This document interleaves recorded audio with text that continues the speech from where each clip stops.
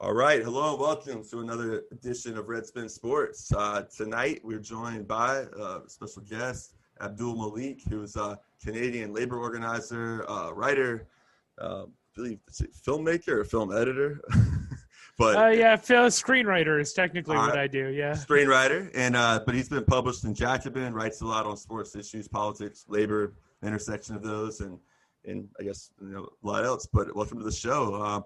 Just kind of, I guess, tell the audience a little bit about just sort of like what you're doing these days and background, and kind of maybe something about sports that kind of made you make this connection sort of between looking at the world politically, but also using sports as a lens to do that. Yeah, no, I'm originally from Toronto, so grew up a huge Raptors fan, obviously, right? Argos, Leafs. Always had an interest in sports, and moved to Edmonton to work in the labor movement here, and now I'm back to being a writer, basically almost full time. And sorry, one second, I'm just gonna clear my throat. Yeah. Okay, I'll cue that in again. Yeah, I'm originally from Toronto. I'm a huge Raptors fan, obviously, Leafs, Argos, love Toronto sports, and I moved to Edmonton. I work in the labor movement here, and now I'm back to basically almost writing full time, both as journalism and screenwriting, because I went to film school. And I remember being really alienated from a lot of leftist discourses because, I found that leftists are pretty dismissive of sports. I think a lot of the time. We've all heard the sports ball discourse quite a bit, and how annoying that can be. And it's man, the best organizing connections I ever made were either through smoking cigarettes with people outside or being able to talk to them about sports, right? Because normal people all have a sport and they follow it. And they're not just talking about the old white men in your office. You're talking about everyone, right? Most people have a sport that they, at the very least, casually love and that they tune into whenever they get the chance.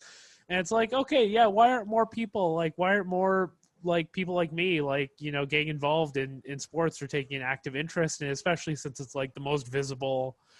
It's the most visible place where labor struggle happens. I think in the U.S., it's the one place where mass media actually covers things like contract negotiations and lockouts and strikes in a way that's meaningful. Wait, actual investigative reporting, you mean? Unlike the New York Times and Washington Post?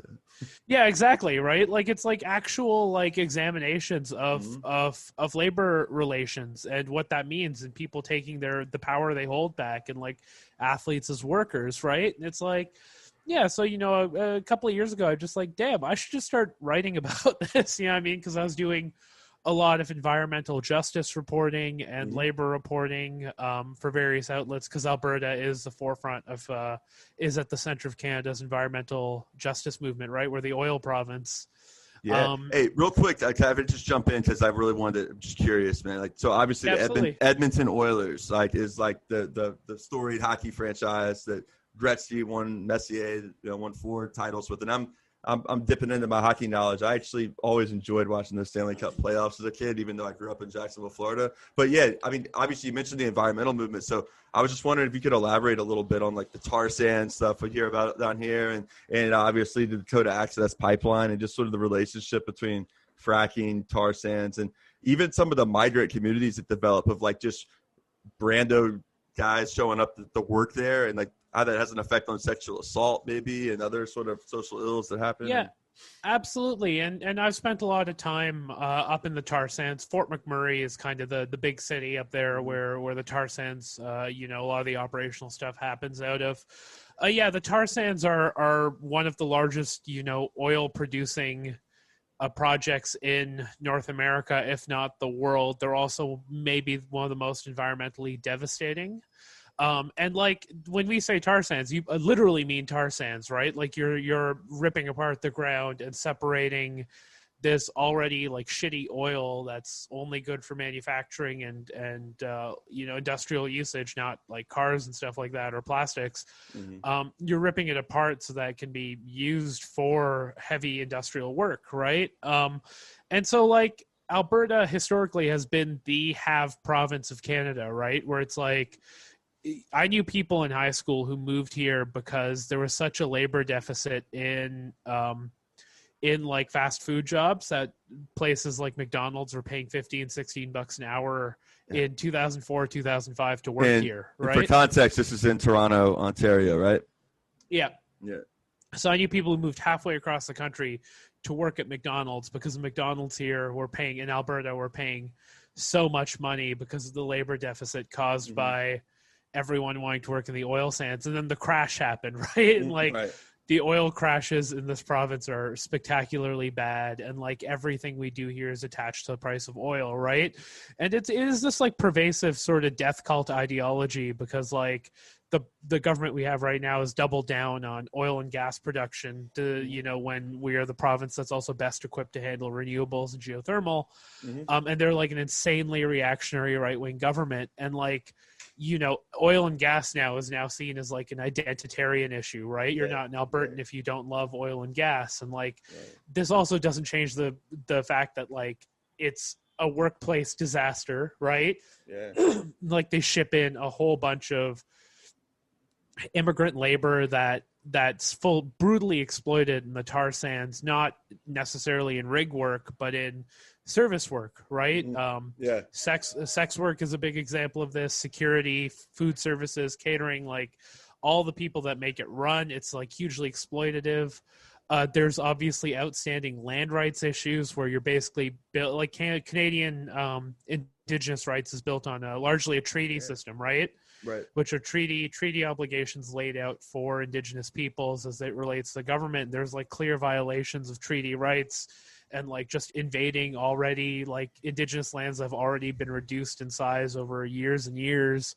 And also just perpetuating this environmentally horrific project that's like, you know, literally killing the planet, right? Like Canada accounts for, you know, X amount of the world's emissions, but the tar sands account for a massive amount of Canada's emissions just to begin with, right? And is one of the largest polluting projects on the planet. And that's what, you know, Alberta is known for. And of course, like, you know, if you can't hitch your horse to the price of oil, what does the government do? It introduces massive austerity measures, like cutting social services or laying off 11,000 healthcare workers, which they just did in the middle of a pandemic, right? Like, so it's like, yeah, like Alberta is a shit place. Like the governing ideology of this place, like the religion is oil and gas. Everyone knows someone who works in oil and gas, and everyone thinks that oil and gas is pretty much it's a function, it's a mechanism of propaganda, right? But everyone thinks that without oil and gas we would be nothing, right? Which is like patently untrue. It's just like the limits of imagination in Alberta are gone. But it does come out in like extremely violent ways as well, right? Like people were trying to like throw hands with Greta Thunberg when she came to Edmonton. You know what I mean? Like, I'm serious. I have been again, like I've also done photography as part of my journalistic output, and I've been in the middle of riots. I've been in the middle of you know, literal conflict zones. And the most hostile I've ever felt was at that. The most in danger I've ever felt was at the Greta Thunberg rally. That actually put me off of taking pictures for a very long time because I was actually fucking shook by it, right? Like it's stuff like that. People just getting just fucked up, basically. I don't know how to put it was like if you were there and like, you know, there were people on you know, in the Defend Greta Thunberg camp and there were obviously like people who were there to like fuck shit up, right? And like caught between the two sides as someone who was like reporting on it, like it felt like wherever I turned, someone was trying to, like, I had a bike thrown at my head, like a literal, you know, 2-speed bike thrown at me for getting too close. You know what I mean?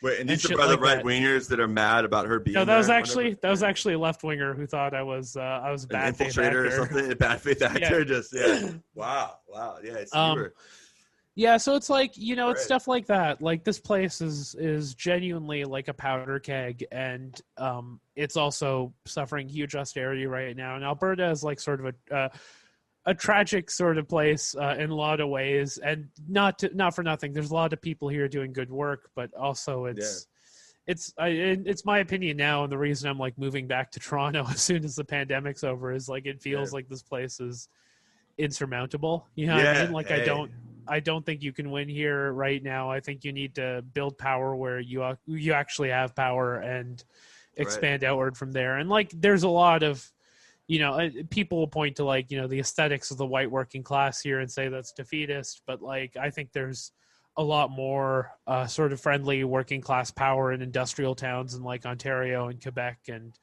even as like far west as Manitoba. But like Alberta specifically is very, very difficult. And it's like it has proven difficult. Like, you know, even the Oilers, right? Like 20 minutes away from me where the airport is, there's a street called Black Gold Road. You know what I mean? I mean, it reminds you a lot of like the way Texas kind of culture is in the States, Louisiana too. The whole call us Texas North. Yeah, Oklahoma, the ideology of just oil being like a mystical type thing. I mean, you see it in coal country too, places that, but then what's even more detestable, I feel like, and I suspect you'd share this feeling, is that the whole just like they're only a couple miles away from where I am now, but just like the Manhattan elite like media types that are trying to like really look at the soul, how we lost the soul of the nation and can't have conversations with each other, and vacuous slogans like unity and all this stuff. Like unity with what? Man, like, I mean, peace. Like, I don't know if you noticed, like, let's just like go in the NBA bubble for a second. Like, now I find it hilarious, all this talk about, this terrible, like, new reactionary sports rag in the U.S., like, called Outkick. And it basically came out of, like, the people wanting to leave ESPN over them being like, yeah, they're covering, like, all these, like, racial issues and Kaepernick, and they're not just sticking to sports, you know? So, like, this Clay Travis douche, like, starts up this outfit, Outkick. And it's all just the haven for the reactionary sports fan that like hate woke politics, right?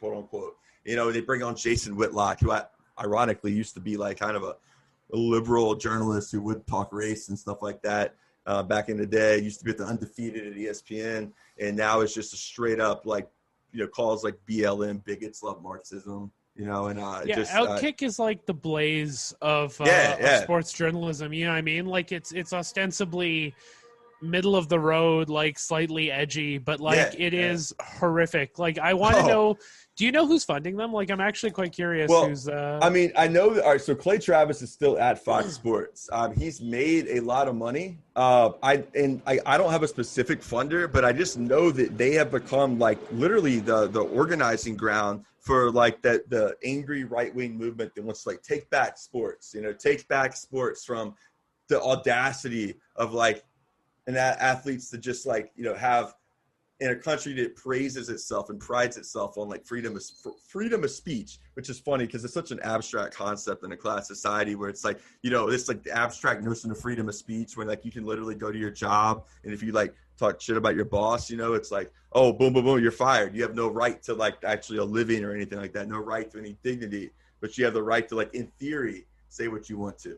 And, that's just that's what Outkick is. They promote this insane, ultra like libertarian notion of like free speech, but without disclosing that it's like the amount of free speech you have is very much predicated on like your relationship to capital and the levers of power in this country. So it's a disgusting rag that I think he's definitely raised a lot of money. I mean, the Trump administration has had him and Whitlock into the White House. They literally basically didn't shout out Travis by name at the debate, but he talked about like how we brought back Big Ten football. Yeah, Big Ten. In no small part, I would say, and I hate to even admit this, I don't want to like give Clay Travis credit, but to be real about it, you did. All right, so you had a movement of players. Then like, look, I understand some people like really hated on like guys that they were like at Ohio State and other places that like wanted to play, but like.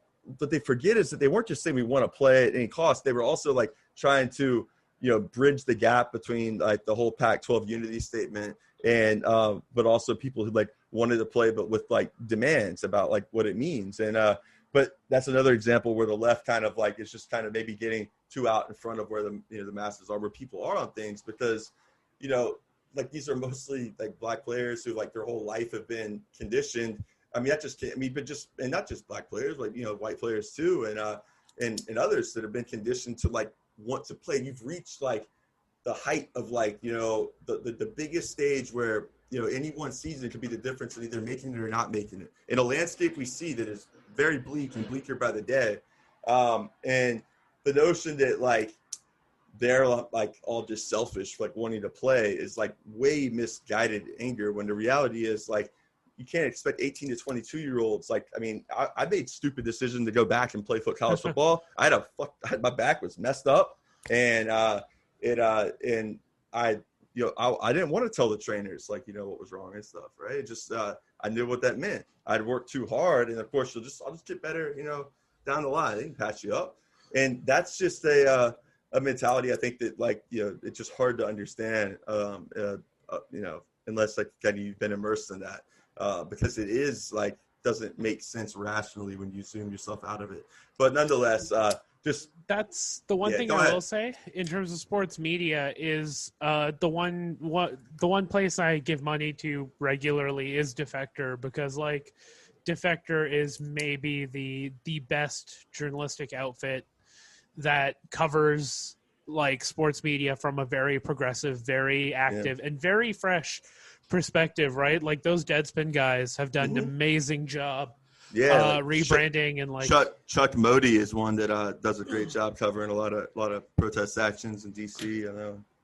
Yeah, absolutely. They're and Drew Magary, like they're all extremely, extremely good. And like, sports media should be better, and Defector is definitely on the cutting edge of that. Yeah. Their piece on Kyrie today was awesome. It was really good. Yeah, I can't wait to get into that. But like, just to finally wrap, I'm sorry, I got to get my focus back on the prize. But yeah, so with AUPE, basically, I think it is sort of being. I don't have this, the exact funders, but there's no doubt that it's like an operation that was being deployed. I mean, you had Trump coming on Clay Travis in Nashville, Tennessee show. The president of the United States going on local like sports radio. I mean, AUPE's moving up, but they're not like on the level of ESPN or Fox Sports yet. I mean, or any in that level. So it's just whatever. But I mean, anyways, it's I think it revealed a lot, and it was like actively, I think, a voter suppression arm. And the irony of it is that they built their whole base on the idea of we don't want politics and sports mixing. So we're going to now build this whole like movement to build a media platform that is openly right-wing, openly like pro-Trump, but to them, that's not politics and sports mixing, much like they don't see flyovers at stadiums and like ultra-jingoistic patriotism as politics, because to them, that's just patriotism. And that's sort of like, I think, the essence of like this whole disconnect. And like, when we talk about like politics and sports, they don't like politics that challenges neoliberal hegemony. They don't like politics that like talks about like athletes, not losing their fear of speaking out and realizing that they have more power than they've been led to believe. They don't like that, right? And to get back to the NBA bubble thing, just to finish this up, that I mentioned it first, was that, you're never going to have an NBA player, the league as it is, allow some player to have Free Palestine on his jersey. But if I want to be Gordon Hayward or Markieff Morris or any number of the guys, Garrett Temple or others that were wearing education reform, sure, like that's cool.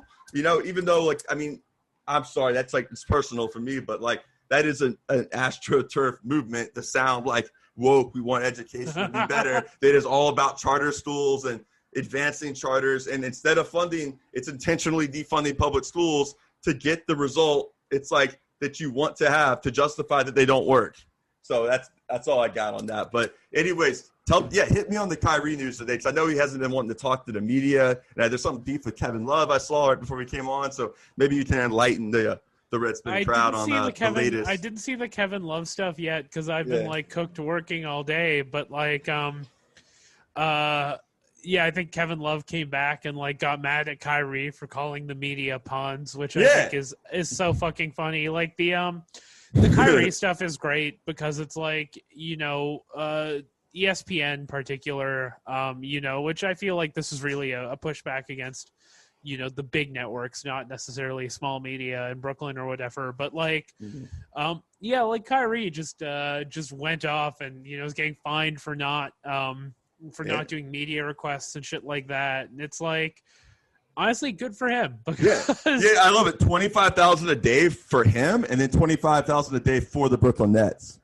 So, but it's actually like a really good thing to sort of frame as a labor issue, and I think it's super important that you do that, right? Because it's in the CBA that you have to talk to the media, but it's like the entire history of labor relations is being like, wow, our CBA is broken. You know what I mean? Right, we have to make sure this is better, and it's like these people, especially like Kyrie, these people, not just sports teams, but also sports media, like breaks its back, like exploiting athletes, right? From the moment a player is drafted and you see that little card being like, his brother was killed when he was 15 years old. And you've got a reporter asking him what it was like to grow up in the hood and like now be drafted, right? Up until the media, trashing Kyrie for saying dumb shit, which let's not kid ourselves. Kyrie says a lot of dumb shit, but it's the like, flat earther shit didn't really help his trend. But it's also like, it also should be his choice to like not engage with that, right? Or like to engage with it more on his terms, because like these people are basically making money off of either scrutinizing him to a point that no human being deserves to be scrutinized, right? Or just trashing him for any of the dumb shit he says. And it's like, we don't need the sports media to have that sort of relationship to sports anymore, because the athletes do it themselves. Like, there are people who are online and shit like that, right? Yeah. Like, it sucks. It sucks because, like, it sort of speaks to this idea that, like, sports media should be more interested in the mechanisms of power and the politics of sports and the relationships between athletes and like the narratives that emerge around that. Not like, hey, Kyrie, can you tell us about your thoughts on science? It's like, or can you tell us about your, little brother who died when you were like 10 years old in a gang shootout? It's like, okay, you're just fucking exploiting poverty at this point, right? Yeah, it's this like, makes a cool, fun narrative. It's like people that like are those like wealthy gentrifiers, but they're like, oh, but I like understanding. Like, I watched The Wire, man. Yeah, exactly. The get out kind of liberalism, right? The hardball, Keanu Reeves, just coach a team. Yeah. Michael Orr, The Blind Side, it's Tom Rinaldi then writing a sentimental essay, about like, how poverty just like essentially it's like fetishizing poverty because it's the breeding ground for like inspiring stories, for him.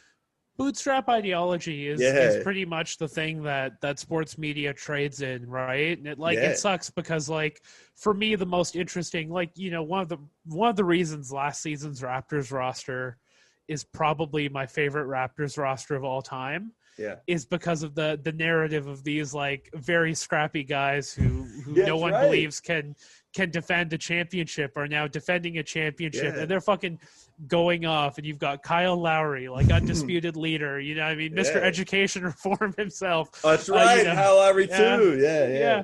Is now the undisputed, and it's like, wow, this narrative fucking rules. And then you've got like the scarf thing, the scarf meme with OG and Serge and like a whole bunch of other stuff. And it's like, man, I don't care about, well, it's not that I don't care, but it's like I have zero interest in like your hard upbringing right now. Like, it's fucking inspiring to watch these guys get together of emergent from sports, and I think that's super important. And like, it's like they go for like the lowest common denominator stuff. And if like an athlete is sick of it and says, I'm not doing this anymore, you know what I mean? Like, I've heard, like, Kyrie has heard the sports media basically say, like, question his commitment to every team he's been on. Again, like, maybe not unfounded, but like, for the last year, he's been dealing with questions of like, are you and Katie opportunists just like ring chasing on this like team? Like, are you who isn't ring chasing in the league now? Exactly, right? And it's like, and then people ripping on him for being like, hey, maybe we shouldn't do the bubble during the middle of like riots in the US, or maybe we shouldn't play during COVID, and like the media going off on him so hard for that reason, right? When they're not, no one's talking about, like, I know Kendrick Nunn, who's a alleged domestic abuser in the NBA finals, right? It's stuff like that's like so frustrating to like look at, because it's like, Kyrie is a complicated guy with, I think, whose heart trends in the right direction. Like, he should not have to subject himself to being exploited by this like very parasitic class of like, of like ESPN commentators and television sports media. Not for nothing, ESPN, the website, has some of the best sports journalism around. Like my favorite piece of sports writing of all time is an ESPN. I think it's an ESPN piece. One second, let me just Google this. Yeah, no worries. Yeah. So Summertime Spurs. I'm trying to remember who wrote it. Yes, it was. It was the greatest piece of sports writing of all time is by Jackie McMullen in Boston. How Tim Duncan and the Spurs' majestic 2014 finals changed the NBA forever from 2015. It is legitimately, and I highly suggest everyone read it, because what made me interested in sports writing is Hunter S. Thompson has this great piece on like have you heard this, where he talked about sports writing, how like if you want to be a journalist, write sports first, because like you'll go to a game and you'll see that someone won first place in the track meet, and then you're like, you can't just report that you won first place in the track meet. You have to talk to them about what that means and all this other stuff, right? Like you got to tell a story. You have to literally exactly. Be a storyteller. You have to have a manufacture narrative. It. Right. Yeah. And it's like that. This is like the best example of that, where it's like, it's not exploitative. It's not harnessing like the poverty of like where these people came from. That's like never examined in a critical, like anti-capitalist lens. It's like they lost to the Heat when they shouldn't have lost to the Heat. And this is how they came back and played without a doubt the greatest team basketball that's ever been played in the history of the game, right? And it's like, it is such a fucking good article. Like it is legitimately, And they did. I mean, even some of the guys that were on the Heat that year, I've heard just basically talked about like the Spurs were not going to be denied that next year. I mean, after what had happened and the level of focus, and it's just an amazing admission coming from the big three, LeBron and D Wade and Chris Bosh, because the reality is it's just that I mean, it's so hard when you think like knocking that team off. And I remember just sort of like narratives around, does the playoffs even matter? I mean, we all know who's gonna end up in the dance sort of thing. You had that with the Warriors for a few years, but now you're getting enough development. There are there's not so like the gap isn't so big to where you can't have a few kind of teams that are in the mix more with that can actually have a legitimate chance of winning, depending on how things play out with injuries. For me, it's only ever one team, and it's the Toronto Raptors, baby. Aaron Baines stays healthy, league is fucked. Well, I hear you with that. I'm an absolute homer for that team. I understand. And I mean, for me, it's like I grew up in Jacksonville, Florida. I was a little kid when we got the NFL, so it's like the only local team we've had, and it's just sort of like it really tests like your loyalty to people. For me growing up, it's like I went to the game. We went to 2 AFC championship games the first 5 years being around as a kid. Those were formative experiences. I saw Dan Marino's last game where he lost 62-7 in Jacksonville, but 1999 season.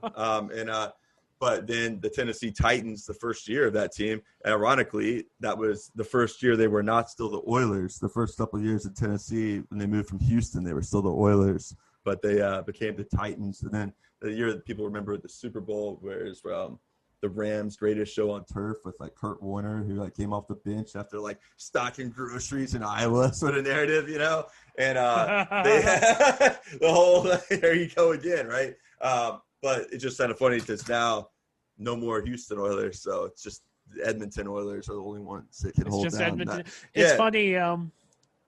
This is the first year I started following the NFL like seriously, because like I always had a passing interest in it, but like I never watched games. I always just followed the narratives more. But I'm this is the year where I'm like, in the year where the NFL has revealed it has the worst labor practices, this is the year I start watching it. But you gotta get the boycott. The boycotters they're gonna come after you now for not being a loyal boycotter.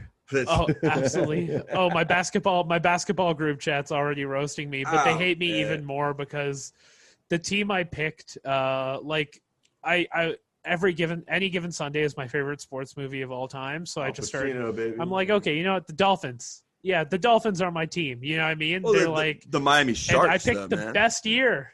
Yeah, the Miami Sharks. Jamie Foxx, right? Hell yeah. And this is and people I know who are Dolphins fans are like, man, you did not earn your role as a fan, because they're actually doing so well this year relative to how they've been for like, and you just jumped on the bandwagon at the right time. Hey, you know what I mean? You got to ride the wave sometimes. Honestly, that's how I am with like, the NBA now, because I didn't grow up in like, the Magic were a couple hours down the road, but my dad growing up was in the 60s. Like, he liked the Celtics as he liked like Bill Russell and Havlicek and stuff. But then he's not really diehard, he's not like it's just like that was just as a kid. He's not a Dave Portnoy guy? No. He's like, it's not. So, I mean, in terms of fandom, I'm a huge basketball fan. I mean, AAU basketball, high school basketball, just growing up. Like, in fact, AAU basketball were some of the moments I look back on. I think that probably did have an effect probably on radicalizing me down the road, because it really exposed the duality of the two worlds I was living in, going and, being around some pretty privileged kids, at a private prep school that was big time in sports. But, just for context, I had a freshman, Jeb Bush Jr. was a senior at my high school. And you had a lot of kids in situations like that, with borders and people that, so anyways, it was, but the AAU basketball team I was on was a totally different world. And, so yeah, sports again it's crazy to say it, but it's sort of like the contradictions of capitalism. The ruling class, like they just like Marx would talk about this, where they're actually in, making the super profits and exploitation. They're creating the very conditions like for their own, annihilation eventually.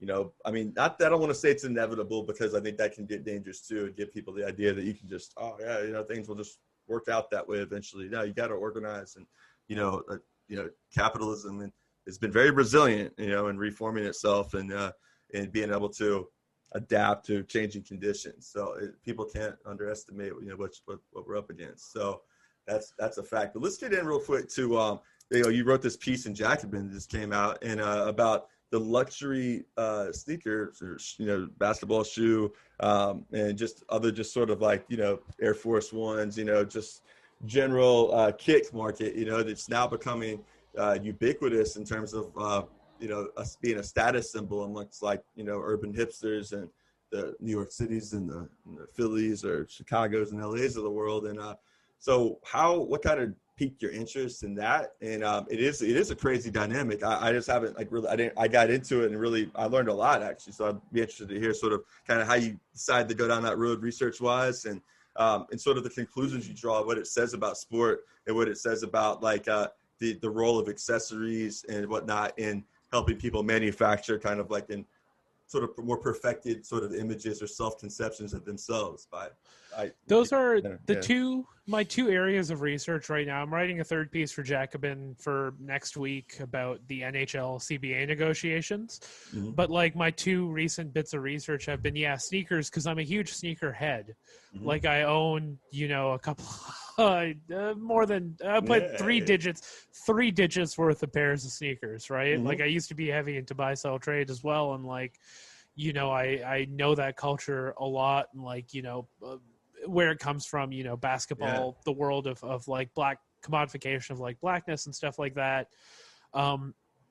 And also like, seeing where it's gone, even in the couple of years, I've been in the game and stuff like that, like seeing the way that sneakers are now being financialized, right? How they're basically a more accessible stock market for people for small business tyrants and people who have like, the way I describe it is the people who get into sneaker hustles have BMW money, but they don't have Lamborghini money, right? And stuff like that. And like the way that it's a marker of like where capitalism is going and where capitalism has gone, where it's going to be, because like the emergence of sneaker markets actually like almost directly mirrors neoliberal financialization out of the 70s, right? Where you have, a commodity that then turns into like a financial market that then turns into like an abstract value markets and then becomes a futures market, right? Where it's like, oh, I'm hanging on to 20 pairs of Air Jordan 1 biohack colorway for six years, because in 6 years I think they're going to cost this much, and I'll be able to turn a profit 6 years from now. And you're banking on that appreciation happening. And you're also selling them based on that value. You're selling them to another guy who's going to hang on to them, and you're selling a $300 pair of shoes for $450 to a guy who thinks he's going to sell them in 2 years for $600, right? So it's like, and then also the automation of it, right? Where it's like, you're not waiting in line for shoes anymore. Like, no one's doing that. Everyone's got bots, and then the bots are capped. Like, there's only a certain number that the people who make the bots release into the world, and then sell for hundreds. They sell a couple of hundred for thousands of dollars. Whoa, yeah. So explain the bots part, because that was fascinating, man. Like, so like there's so these different I guess people or like or group they'll get bots and they'll program them to just go out and bid on stuff, I guess you're saying, and then they'll run up the value. Not even bid, because the initial release is done on like Nike.com, for example, right? So you buy a Nike bot for $5,000 or whatever, and you create a bunch of fake accounts, and the bot works faster than the human in terms of snapping up 10 to 20 to 30 pairs of shoes, like basically everything that's available. And then once those arrive, you then resell those shoes for double the value. So the person who actually wanted them could never get them. And then, so obviously companies have tried to get around that with like raffle systems, but then people just designed raffle bots, right? And it's like, it's the same thing with stock markets. Like, most stock trades are automated now, right? So it's like, now you're seeing this apply to sneakers, where it's like, oh no, the whole process of buying and selling is automated except for the end user who gets fucked over. Like, there's exploitation from the moment the shoes are made, obviously in China, to like the very end of that supply chain, right? I mean, wow. So I mean, where is Nike? Like, is their operation pretty much 100% in China? Are they in Vietnam some, or are they in a few? What countries are they in, like, right now? They're actually expanding. It was in China, but now there's the fakes market, right? China is not the best place for it, so they've actually expanded operations to India, Vietnam, Thailand. Like, they've expanded out to other countries that have less of a India under Modi obviously is not going to be a tough, stringent labor standard place either. So, but they're also able to negotiate with governments more aggressively to crack down on fakes and fake markets, right? Which is like a huge deal with their, like, IP law in China is very different from IP law anywhere else because of China's sort of, interesting economic ecosystem, right? So, like, on that level, like, and this is my favorite, like, Nike could at any level end the exploitation from production in China to furthering this idea of like people whose value, and I don't blame them for it. Like, my value, I do derive value from wearing things that I think are nice, right? From like luxury goods. Everyone does. It's a perfectly rational thing to want. But like, you could have like a post-scarcity approach to sneakers if you wanted, that doesn't involve exploiting anyone. But Nike, the reason they like scarcity is because of brand value, right? Yeah. And so, a lot of people don't know this, but like, the total value of speculative markets, futures, and ephemeral brand value last year was worth more than the actual productive output of goods and services. Wow. Like, the futures market last year generated $758 trillion of quote unquote money. So it's like, this is what you're looking at, is like, in order to keep this whole thing going, they need to maintain an element of scarcity that keeps this like ephemeral, non-existent, peg to nothing brand value up, right? Yeah. Like that. And that's where the scarcity stuff comes from. So it's like, you're either exploiting and it starts with sneakers, but it goes into other scarce goods, which, like, that may actually end up being more essential, right? You see this in disaster times during hurricanes or pandemics, where people snap up all the sanitizer and resell it. It's like, okay, what? Oh, I'm sure you see it because you're from Florida, right? Well, and I live up in the New York City area now, so in the spring, man, it was being gouged like crazy. Hand sanitizer, I mean, up here, because this was like kind of the ground zero for the cases and stuff. I mean, it was really, really wild for a while. And that's exactly it, right? So it's like, it starts with sneakers and like it's commodification of luxury, but then it's sort of going to expand to all sorts of regular goods in everyday life. Yeah. And I think that's really crucial to recognize, because like in the future, your two choices will be sort of the hustle economy of sneakers and reselling basic goods, not just sneakers, or the gig economy, right? Of like doing an Uber or a DoorDash or a Lyft. Instacart, like the actual idea of professionalization is going to be reduced to largely two binaries for the working class, right? Yeah. Like we're already looking at sort of gig And you have so many, it's just, you're right. Gig politics is the norm now. I mean, it's like, that's like, it's become the amount of lobbying money, I think, that Uber and Lyft spend surpass even like the biggest, most nefarious business interests in the country. I mean, when you look at every level of government, from federal to state to local, it's just mind-numbing the amount of money that Uber and Lyft and the gig economy puts into lobbying in DC and across the country and state capitals. But yeah, I mean, it's just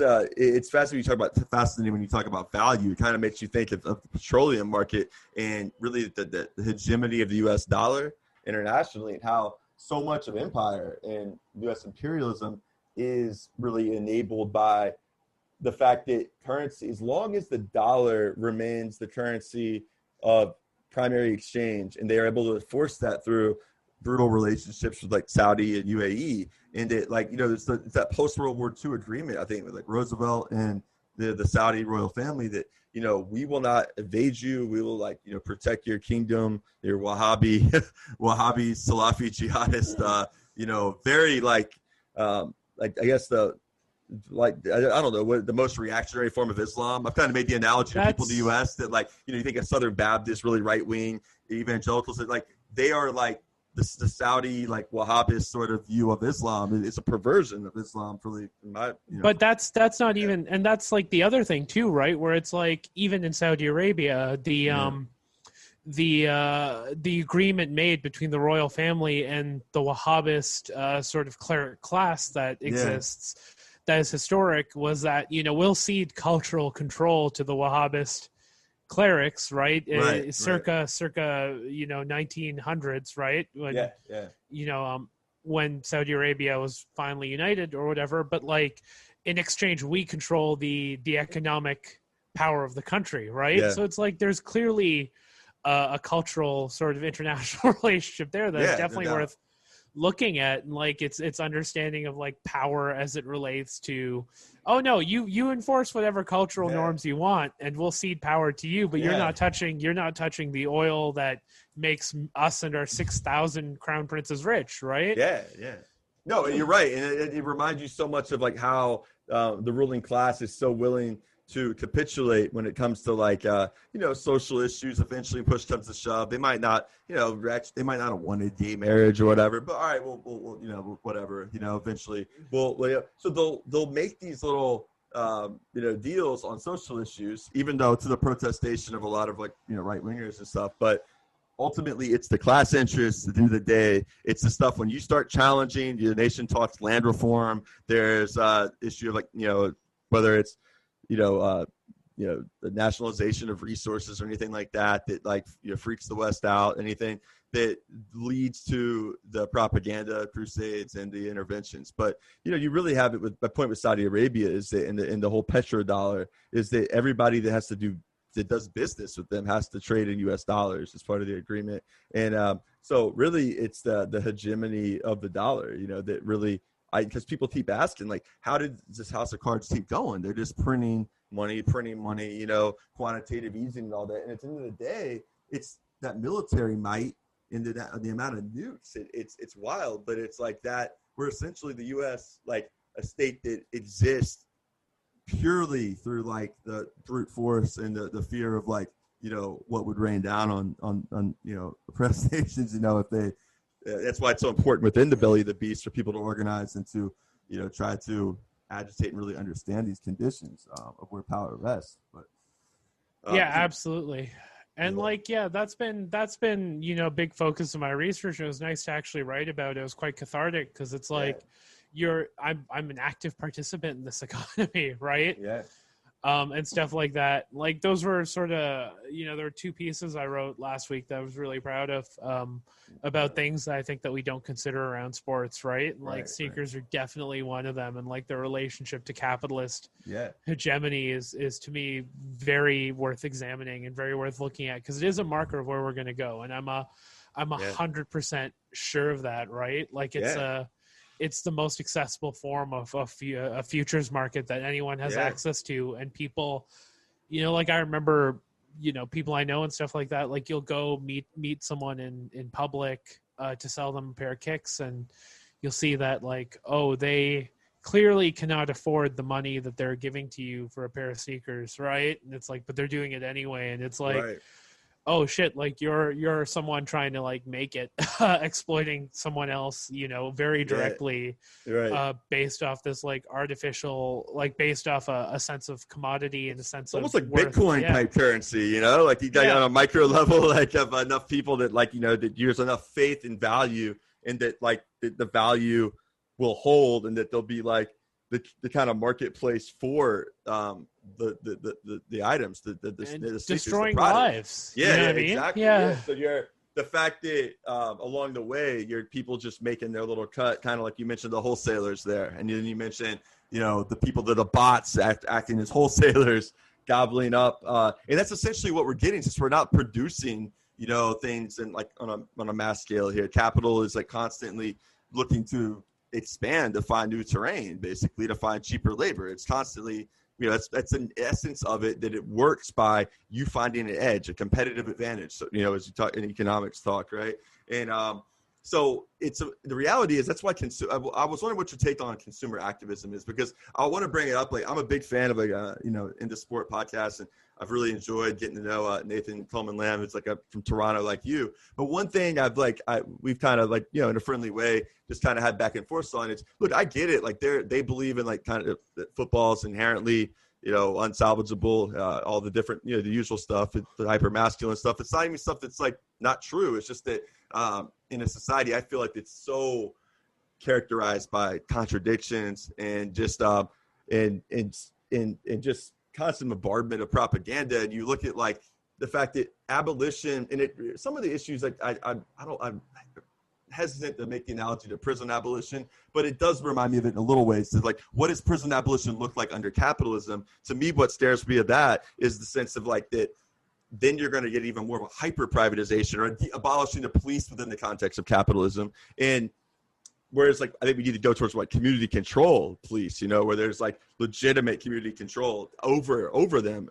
But I mean, obviously, like I'm not, the police are a repressive state apparatus, and like, they operate to crush labor, to like work for the business class, and to keep the status quo in order. At the same time, it's like the abolition question, even whether it's football, as a sport, but without larger social transformation, revolutionary change, I feel like it's dangerous in some ways, because it's like, as sad as it sounds, like in a lot of the inner city neighborhoods where I work right now at the school where I teach, and places where I've coached high school football and in the past, there's so little organization. There's so little like structure in like kids' lives, to the point where it gives them, even if it's the ability to just go to summer camps, to like play ball, to travel around, do the 7-on-7 stuff, to have a sense of like having the pride of like, getting to like work together towards a common goal, going through the tough summer workouts, and that's something that like is, I think, really tied to the human experience. And while, a sport like boxing, you look at it, it's probably like the most just in your face exploitative, type deal where, you find the fighter, some dude in the Bronx who's looking to be a promoter,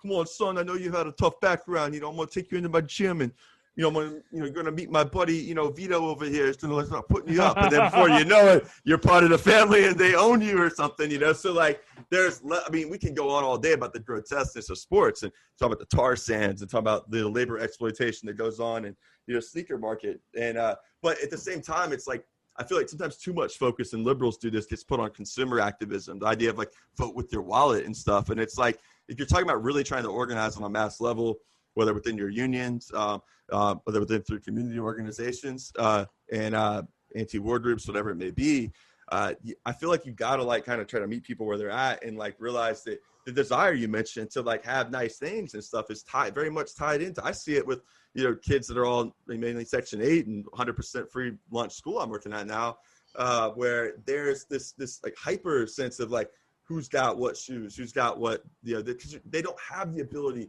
to like even conceptualize of what it's like to save and invest and like, you know, to like buy like have these like invest in a home, you know, and like have appreciated wealth. It's like, you know, getting those moments of like consuming something is everything they've been conditioned to do from a young age. And it's like, as sad as that is, I feel like just it's really hard to kind of connect on a level someone, you know, if you're trying to organize, especially you go into these like Pop Warner parks, you see in like, you know, in so many Black communities in the South where I grew up, and you see on the Saturday, the kind of community that exists there, the cheerleaders, the moms, the dads being involved, like people all playing a role in different one way, shape, or form. And it's sad that that's like the imagination is so limited that like there's not other stuff that's built up, but there really is a bleak landscape. And it's like, I don't know, I guess I'm throwing a lot of things out there, but the general thread I'm working at is the idea of like, you know, if we all just individually unplug. And I just wonder if you think that's like, if we should make that a goal, like, you know, because I found that myself contradicted with the whole Kaepernick thing, you know, where it's like, look, I mean, in some ways, if you just boycott, you're also boycotting the people that are trying to like transform and change stuff, and like just like they're not paying attention, not supporting them, you're like minimizing it. At the same time, you want to make it clear who the enemy are, and like in the NFL, it's the owners who are some of the most disgusting people in the world. You look at the interest they own. Like, I mean, sorry, the Miami Dolphins, Stephen Ross, angle drilling in Palestine for water, and so many others. It's like it's not unique. But just what's your take on consumer activism, the versus like the kind of like work we can do, trying to do, you know, building mass movements and trying to ultimately build power in a sense of empowerment, so that, look, if people want to not play football and do something else, then fine. But like, it's got to, I mean, I don't know. I feel like those kind of things are, you know, difficult issues. I'm just kind of wondering what your take is on kind of all of that. My general take on consumer politics is that they're largely dead end, but they don't have to be if they're done in the service or in parallel with a larger organizing project, right? Like I look at BDS as a good example of consumer organizing, of consumer sort of politics or consumer activism that has a very direct and clear and focused message. But I think like it's because it's done in concert with like a larger project of like advocating for decolonization in Palestinian land, right? Like it's done in concert with a bunch of other stuff. And like, as it relates to sport or even stuff like sneakers, like, you know, I don't think that's a necessarily political act to divest yourself from luxury or commodity, you know, like people like having nice things. People like watching athletes, but it's also understanding, like you can still understand the troubled intersections of what you are consuming. Right. And also work and advocate and organize against that. Right. Like football is a really good example because it's like football doesn't need to be this way. You know what I mean? Or like college sports, which I told myself I'm not going to watch until they have a union and they're getting paid, because I'm just like, I'm losing my mind. I was losing my mind watching college sports. So hop in on that. That's been one of my big themes on By Any Means Necessary appearances on Friday, man. Like going in on college football. You have Hugh Freeze, the former Ole Miss coach, who was fired, you know, a few years back for, you know, having escort services on it, you know, using his work phone for that. And you know, he was Michael Orr's coach in high school too, for that like Christian Academy. It became like the Blind Side movie. So like just in general, like the whole college football situation. That's another thing. Yeah, I gave a lot of shout out to credit to, you know, Nathan, you know, Coleman Lamb. He's really been on the forefront on that incredible issue. Stuff. Yeah, I mean, I've never seen someone who hates college sport, who hates the NCAA more. Yo, me neither. I love it. And that's what I said. Like, I have a huge amount of respect for him, but I kind of highlighted, you know, that one disagreement I have where like abolition of football, whatever. And part of that might be my own, just like, you know, being blinded by my own perspective. You know, football is such a part of my life in so many relationships. I think the people I talk to and connect with and play with, they're just talking the game. It's not just a dumb job game everyone thinks. There is a lot of strategy and like really intricate kind of chess match type stuff that goes on. But it's still like, you know, the NCAA dynamic. So, like, yeah, what has it been like for you? I guess you haven't watched the second of college football, I guess, right now? I was never a big college football guy to begin with. Like, I've been to a couple of college football games in the U.S. and it really illuminated me because it feels like you're going to church, right? Yeah, Montana and stuff like that. It's the new religion, man. It's like replacing church for a lot of people. Yeah, and it's crazy, right? Like I've been to many sports games in my life, but nothing matched the atmosphere of college football. I'm like, oh, this is like more intense than like playoff Leafs games in Toronto. Wow, you know what I mean? Like it is insane. This is just a regular match on a regular fucking day, right? Yeah. Like I was never a college football guy though, right? Like the team I've been following like for the last little bit has been Villanova, right? Basketball. Yeah. And stuff like that because I like Kyle Lowry and I was looking to watch some college basketball. So like because I'm an easy person to please, I just picked the Wildcats, right? I hear you. I see them play up here in Newark a bit. They play Seton Hall out there. Oh hell yeah. Like Dolphins, Miami Dolphins. I like any given Sunday. Kyle Lowry, one of my favorite players. Yeah, sure, I'll follow the Wildcats. They retired his jersey, so I'll take it. You know what I mean? Like I said, other than the Jacksonville Jaguars, because that's literally my hometown. I'm pretty much the same way. So I hear you, man, on that. Yeah, and it's like I just couldn't do it. You know what I mean? Like I tried a little bit at the very beginning of college sports season. And I was just like, I don't think I can. Yeah, I could do this because I was just losing my mind. I'm like, dude, these like, and the other thing is like these are kids, right? Like they're not even getting money out of this. You know what I mean? Like they're doing it for a chance to one day maybe play in a league that could pay them a lot of money or be a journeyman playing in like the Israeli basketball league half the year and like the Taiwanese league the other half, right? Like I know there's Stephon Marbury's become like literally like a like almost like a Jesus like figure in Beijing. It's the basketball crowd. Exactly. Like, or Amari Stoudemire in Israel. Right? Oh my God, yeah, absolutely, yeah. It's like what's so sad about that is how they put a lot of those African American like Black Hebrews or whatever, they go to Israel and want to be accepted and they'll even serve in the army, but they put them down, what is it, by Dimona, I think, where they have all the nuclear weapons and stuff. So they have to they put them literally in the absolute shittiest setting in the country where you're like having to deal with like trying to detox and avoid like nuclear contamination from the winds and stuff. My co-host on my podcast that's launching in January is Israeli. He was raised in Israel, and he had a lot to say about the way that about Maccabi Tel Aviv and the way that black basketball players are treated and even looked at.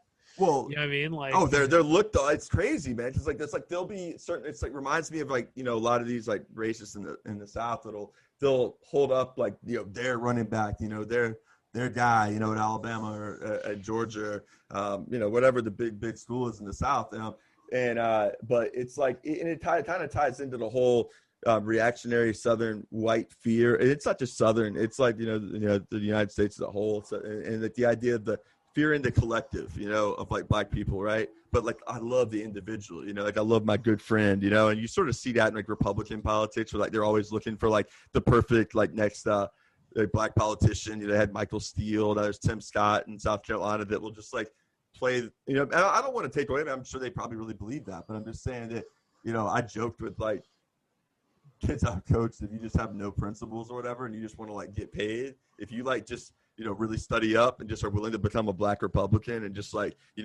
go on, tell Hannity, like just start saying all this stuff, they will like hook you up, man. Like you will rise up the ladder quick. And it's sad to make that commentary, but that's how pathetic and cynical like, these right-wing attempts are to like start, giving the notion of, just because how crappy, horrible the Dems are in this country, the idea that, the alternative to that is like only a binary, I got to become a Republican. It's laughable, man. I mean, but yeah, college football this year has been wild. I hear you. And it's like, it's tricky, man, because there's so many levels to it. It's like they've essentially created dynamics where it's like major college football is financing all the other sports, even non-revenue and like a lot of the women's sports, because like the institutions aren't. So it's like if they didn't play some of the games this season, there's actually under the model that exists now, which is entirely unjust and shouldn't exist. Like yeah, a lot of these other sports, people's jobs within athletic academic support are just going to be shredded. Meanwhile, they're still buying out coaches. I mean, South Carolina bought out Will Muschamp for his staff $15 million.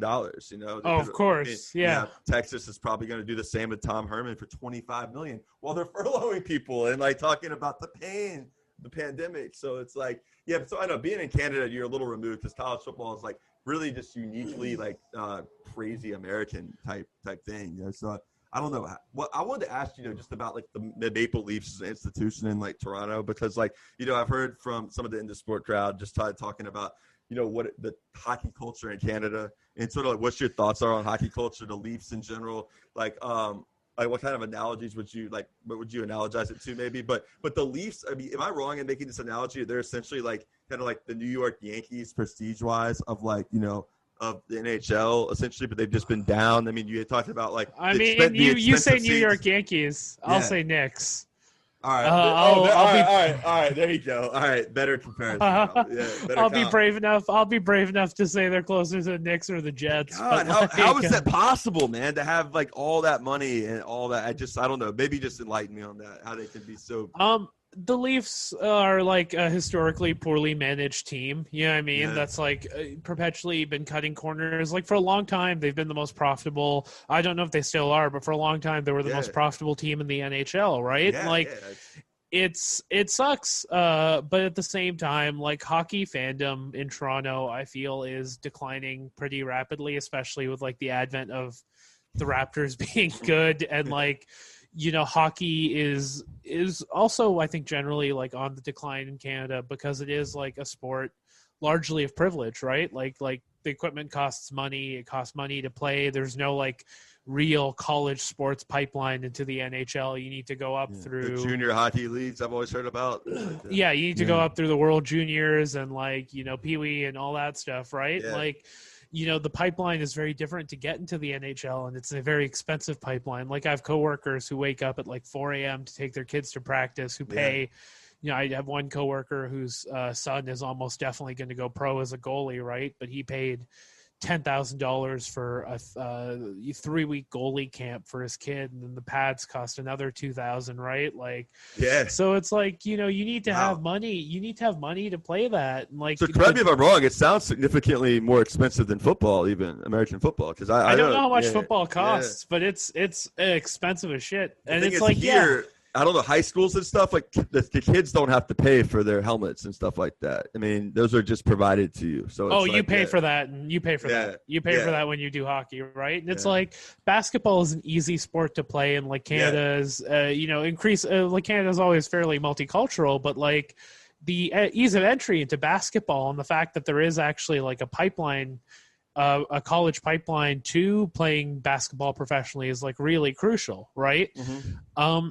So it's stuff like that. Like hockey culture in general has been marked by some real ugliness. Obviously, there's the Don Cherry stuff. There's the fact that like hockey is seen as like a hegemonically like white sport, right? Yeah. There's like sexual assault stuff that follows around hockey frequently, like racism, obviously, and like why does who's the dude on the Predators, the black dude who used to play for the Canadiens? I forget his name. He's been on. I know what you're talking about though, and he's spoken out like just whatever, man. I'm just trying to remember. I'll grab it. PK Subban. Like why does Austin Matthews, the star player on the Toronto Maple Leafs, hate PK Subban so much? You know what I mean? Like I don't know. It's not. Something tells me it's not because Subban is better than him on the rink, because that's clearly not the case right now, right? Like, and Subban's a great player, but he's getting up there in age, right? Yeah, like, I hear you. Yeah, and it's like stuff like that where there is like an uncomfortable racial dynamic in hockey and class dynamic in hockey that extends to the cost of entry, and also extends to like the kind of crowds there are at games. And like, I'll be honest, a lot of people like me find hockey very boring to watch on TV, right? Like it's one of the best sports to watch live. I might actually say it might be the best sport to watch live, because no matter where you are in the arena, it's exciting. Yeah. No, as opposed to basketball, where you have to be close in order to really get the experience, right? But like, and I guess football is great to watch live, but it's a different energy because the game is a lot slower, right? Starts and stops. These intense bursts. Yeah. Yeah. Exactly. And it's like, hockey is fantastic to watch live, but it's like, the fact that most people don't have that, the ability to go there, and basketball is a much better sport to watch on TV, right? Major League Soccer is fucking popping off here hard, and that again ties back to the fact that for women who grew up playing, junior soccer or soccer leagues as kids, and immigrants who come from mostly soccer loving countries, that makes a huge impact, right? So it's Leafs culture is really interesting. I think the Leafs are sort of the kicked horse of the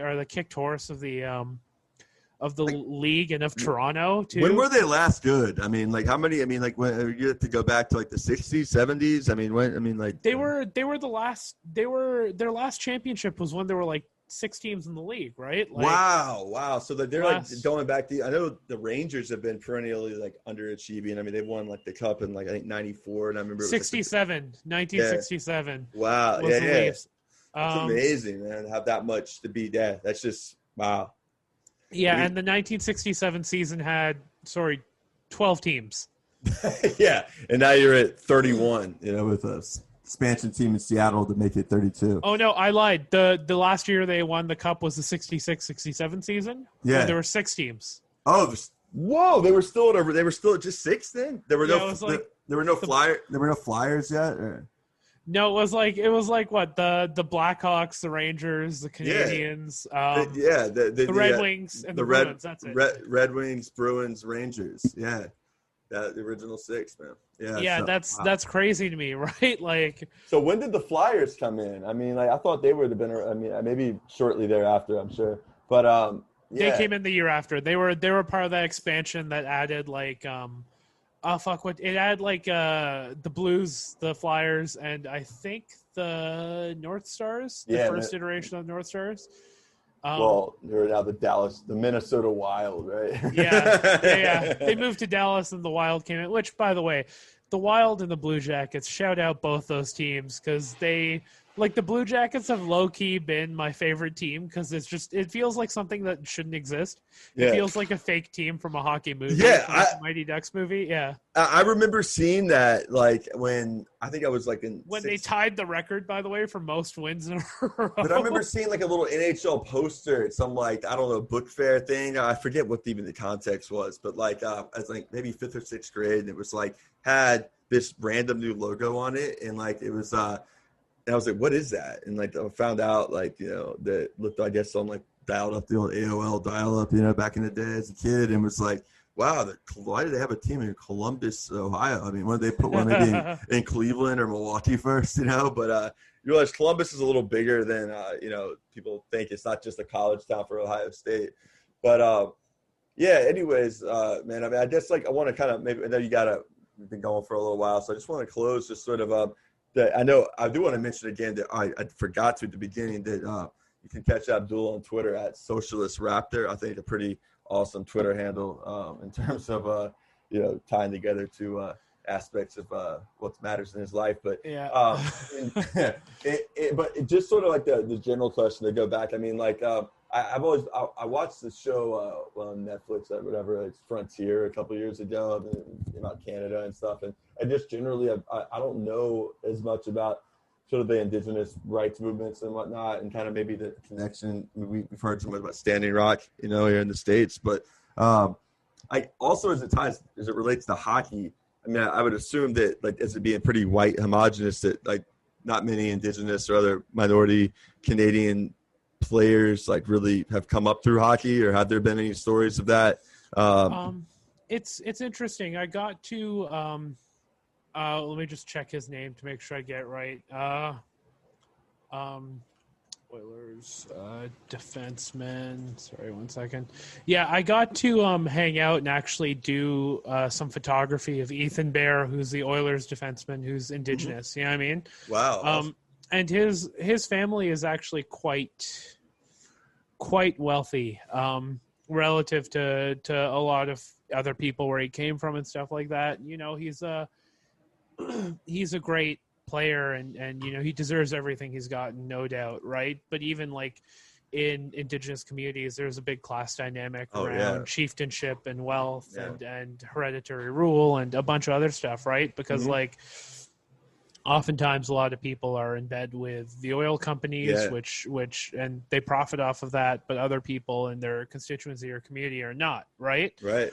And stuff like that, that's sort of worth thinking about and worth engaging with. And like particularly in Indigenous sports, like so much of Canada has a foundational relationship. Like Canada's official sport is not hockey, right? It's lacrosse, which is an Indigenous sport. That's worth thinking about, right? Like hockey is widely perceived that way, but like no, lacrosse is. And so hold on, is the perception in Canada of lacrosse like not the elitist, like Eastern wealthy, like, you know, like deal it is in the States?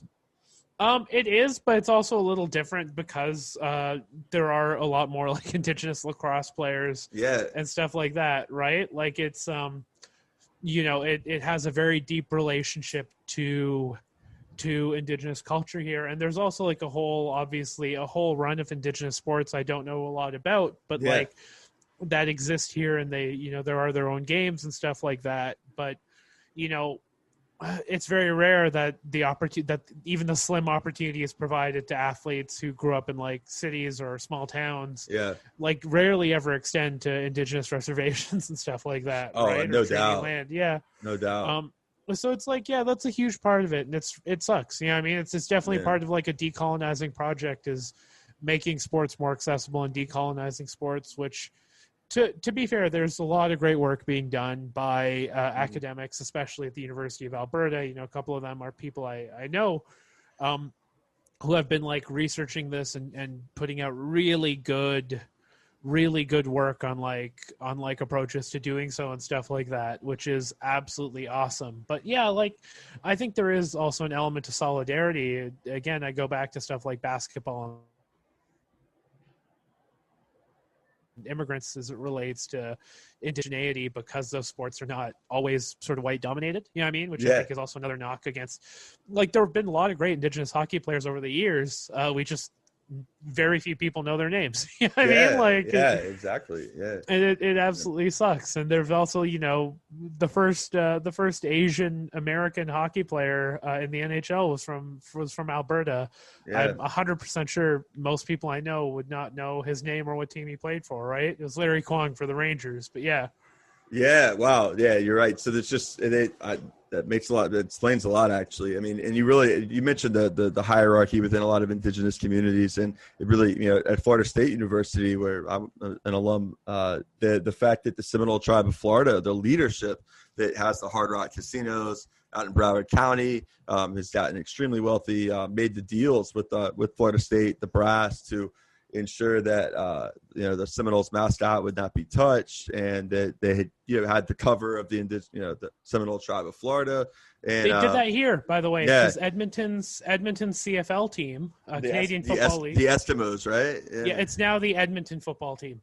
Wow. Yeah, but like they did the same thing where they commissioned like bullshit surveys and like basically paid people off to be like, not paid people off, you know, we had I can't allege that without getting legally dicey, but they like had respectful conversations with Indigenous communities to see if this team would if this name needed to be changed, and they pushed back for like 5 years on doing this, and finally they had to do it, right? And by the way, the name that they floated as their replacement was the Edmonton Empire, which they decided not to go with, which is somehow like bad, but in a different way. Kind of awesome. Just be like really like, you know, like just out there with you know, just say, you know, these people are like so lacking in nuance that they don't even understand the irony of what they're doing, right? Like, but anyway, on a serious note, just to kind of wrap up, like, so Florida State though, we still are the Seminoles, and it's interesting to me. It's just when I got there, they still had like the casual like use of the scalpel chant and stuff, which is disgusting. And that's at least kind of gone away. But yeah, it's like the fact that the Seminole tribe of Florida has that relationship. They're honored. They're like, you have like this ostensibly like Native American education about them is disputed though, because you have the Seminole tribe of Oklahoma, that died through the Trail of Tears via Andrew Jackson. Lovely guy. And by lovely, I mean a genocidal maniac. Yeah. Marching them out to Oklahoma to open up the frontier, for Anglo-Saxon democracy or some racist, genocidal, crap like that. And so anyways, there's those contradictions still persist, anyways, but I just want to, just did the floor to you. Any closing remarks, anything you feel like we kind of missed, didn't hit on? There's always more stuff to hit on with this, to be honest Absolutely. with you, man. So anything you want to close on would be awesome, and then I'll go ahead and wrap up with some final remarks. I highly recommend watching the CFL. I always forget that American football doesn't have Rouge Rule. Yeah. Which is like my favorite weird Canadian football rule of like you get a single point if you kick the ball into the end zone. Oh wow, yeah. So give me your top three real quick. I just thought about this really when you said that. Like weird, like not weird for us. Sorry, everything's relative. Like football rules. American football rules, I don't know, Canadian football, whatever you call it, but not the world's game. Some people get confused internationally, but like in Canada, sort of, that are different. I mean, I know about the 20-yard end zones that are twice as long in the field goal post being at the front, but just you mentioned what rule to you? What's that rule? You just basically kick it from anywhere into the end zone on the field, and it's a point, except for a kick return and what's it called, and the field goal stuff, right? Yeah. Like you have to be behind the line of scrimmage, or you have to kick it from the line of scrimmage. Gotcha. And if you get it into the end zone, unless you're doing a kick return, it's immediately 1 point, which is really really funny to me. And and except for field goal, like that's the big one. But like the other, I'm trying to remember what the other key difference is. I think we have one extra down in Canadian football, that's for sure. And the field is actually wider. Yeah, it's wider and longer. You Canadians are like absolutely wanting to torture people. I literally thought for the first time about the 110 is it yard field or 110 yard field, I think, because you have the center field, right? And then you have like the 50 on each side of it. So it's not like the 50 being like the midfield point like it is in the States. So like I'm thinking about gassers, man, which are like, where you're running like usually, or you're running what we call like one, we call them 110s, but there you have a longer field. Your coaches are going to be like, hey, well, it's going to be 120s now, mother, whatever. And God, and conditioning's got to be taking one back to the house. CFL. It's a lot more tactical in that way but you're also allowed another player on the field, right? That's like you're allowed 12 instead of 11, but it's like you have more guys in motion too pre-snap. I think more guys. You can have more than one guy be in motion pre-snap. I think. It's not one extra down. It's one less down. Yeah, you're right. Yeah, 3 downs per possession. Yeah, I was just checking because I'm like, wait, no, that feels wrong. But yeah, the Rouge Rule is my favorite thing because it's like it's such a great rule to like change the flow of the game. And just like, okay, get that 1 point, right? Like a lot of CFL games push into overtime for that reason. Wow, because that does change a game when you think about it, because like you can all right, if there's a threat, if it's a close game by a point, if you're playing in coverage, if they throw, if the guy catches a pass behind the line of scrimmage, could be like we call it like a Santa Fe screen, kind of where you get a running start, kind of with the receiver in the slot. You kind of roll back around, make a run a U sort of, and catch the ball at the running start, or you just catch the ball in the flats behind the line. You can just drop it and kick it right from there. Do you have to drop it, or can you just punt it? You can. I think you can punt it. Yeah. Okay. Yeah, so like you can't have the defend. Then that means like whoever's guarding that guy, depends if it's man or zone, but like in how close do they want to play up on him? But like they can't just play off because they got that threat. They got to actually guard against like the possibility of that. It does add an extra sort of chess piece type dynamic. Just running the ball down the field just enough to get a rouge, right? Like that's all you're trying to do at that point. And And like, yeah, it's a fantastic rule that I think the NFL should actually adopt. Yeah. Like, all right, wait. One last question. I'm sorry, man, but like, yeah. I this is kind of like tripping me out. Just like, no, I'm getting thinking about this. So, if you are about to get tackled and you've made it down the field, can you just punt it, or does it have to be like we said? Does it have to be behind the line of scrimmage? If you punt it, it has to bounce in the end zone and then go out of bounds. So, but you can punt the ball if you've already run the ball down the field like 40 yards or whatever. Like, I think on you a play. can, actually, like you can just like, I'm running, boom, boom, oh, he's about to get, boom, I'm punting it. Yeah, I think you can actually. Now I'm like looking up highlights to see if you can. But that's really funny if you could. Hilarious. You learn something new every day, man. Got to have, as the ed reformers would say, a growth mindset, you know? Yeah, I highly suggest, by the way, definitely look up, especially if you're a football guy, which you are, like look up CFL highlights, because it is a really exciting league. Like, obviously it's not NBA caliber. Like, that's yeah, well, I've actually known some guys that have played in the CFL, you know, because, all right, so they don't really, if you're a lineman, you're kind of like not in luck, but still players, some guys that played with the Florida State have gone up there. Some teammates of my brother, too. I mean, most people that follow sports know Ricky Williams famously played for the Toronto Argonauts while he was suspended for ganja, cannabis by the NFL. So James Wilder Jr., one of my brother's teammates at Florida State.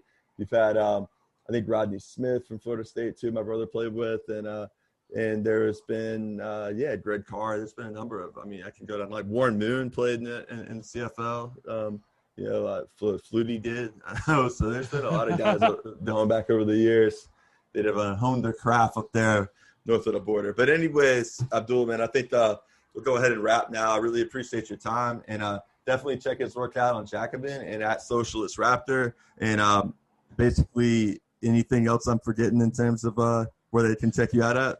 My latest piece is in a website called Canadian Dimension, and it's about the role of sports capitalism in policing communities, which I think is a really under-examined aspect of sort of sports and how sports works, and like, you know, it especially the Olympics and the way that like contributes to like national surveillance and global surveillance apparatus. So yeah, I highly recommend checking that out. It's one of my best pieces I've done this year. But no, thank you so much. I had a great time. Yeah, I'd love to come back. And, yeah, absolutely. We'll have to make it happen, and maybe have a bigger crowd. You know, so we can have a little bouncing around 3 people or so. But I appreciate the time. It's been good, and until next time, we're going to have some more content here coming out soon. Redspin Sports got some baseball stuff coming up tomorrow, looking at class dynamics within baseball. And I think the guest will be someone you really enjoy, a real expert on baseball, but also a lot of class issues and within U.S. society. And so be on the lookout for that. And again, appreciate it. Abdul, keep doing the good work you're doing in Edmonton, and also whenever you get back to Toronto after this hopefully soon pandemic. We'll have to get into that later, maybe off camera, but I've done some pandemic traveling, and it's been interesting to say the least. So anyways, until next time, we will keep fighting and looking forward to keep analyzing sports and politics. All right, take care. Peace. I'll stop recording. If you need my recording, let me know. If you don't,